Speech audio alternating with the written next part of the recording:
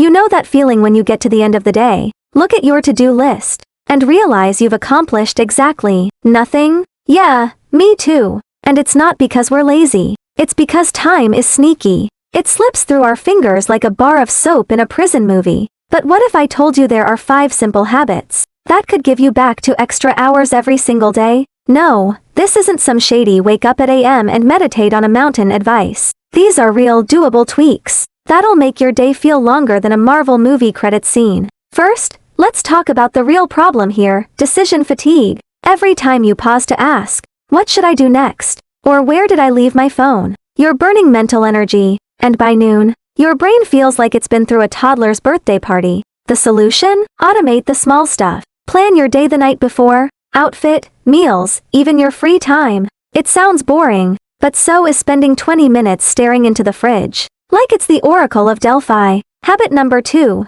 batch your tasks. Scattered work is like herding cats, exhausting and mostly pointless. Instead of checking emails 50 times a day guilty, set 2 specific times to power through them. Same with social media. Unless your job is professional meme reviewer, you don't need to refresh your feed every 5 minutes. Your FOMO will survive. Now, here's a big one: stop multitasking. I know, you think you're good at it, but science says you're not. Your brain isn't a supercomputer. It's more like a guy juggling chainsaws. Eventually, something gets dropped. Focus on one thing at a time, and you'll finish faster and better. Habit 4, cut the zombie scroll. You pick up your phone to check the weather, and suddenly it's 30 minutes later, and you're watching a tutorial on how to fold a fitted sheet, which, by the way, is clearly sorcery. Put your phone on grayscale mode. It makes scrolling less addictive. Or better yet, leave it in another room when you're working. Out of sight, out of mind, out of wasted time.